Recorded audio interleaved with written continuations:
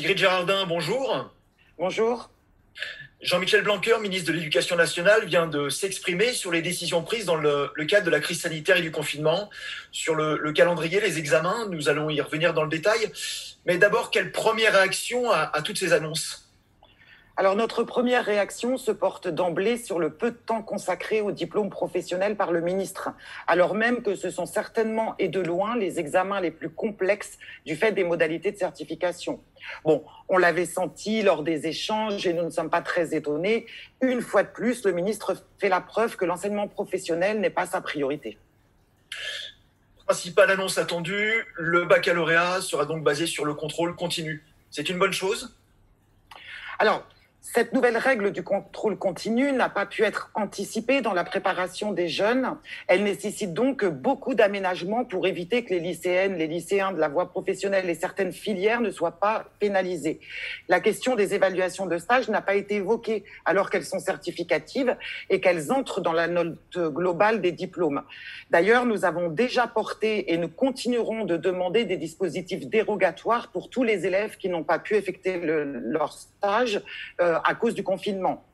Le ministre a évoqué aussi la seule prise en compte des CCF pour les disciplines concernées. Or, si on prend l'exemple des maths sciences, quid des élèves qui étaient absents lors du seul CCF passé au premier semestre sur les deux réglementaires ?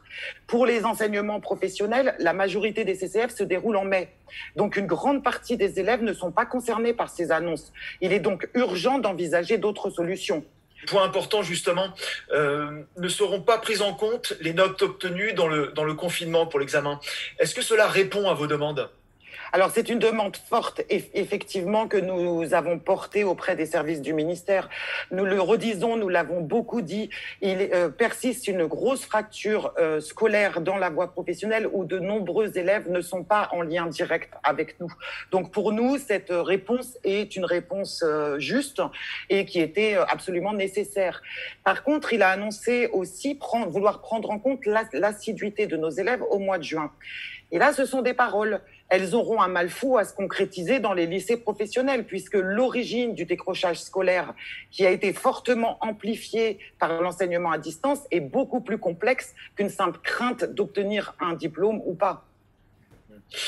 Enfin, Sigrid Girardin, le ministre a largement salué les efforts des professeurs pour assurer la continuité pédagogique. Parfait, vous êtes félicité, mais considérez-vous que vous êtes soutenu ?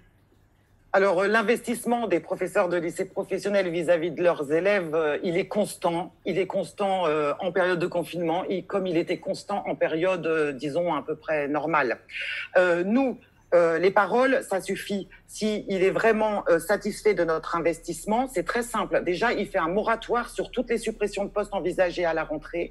Il met en place un véritable plan de revalorisation salariale pour tous les personnels de lycées professionnels et il regarde précisément nos conditions de travail et il nous propose des mesures pour diminuer la charge de travail accrue engendrée par sa réforme, notamment qu'il a mis en place depuis septembre. Merci Sigrid Girardin. D'autres annonces vont suivre, notamment sur la suppression du BEP. Nous nous retrouvons donc dès la semaine prochaine pour faire le point. Merci, au revoir. Au revoir.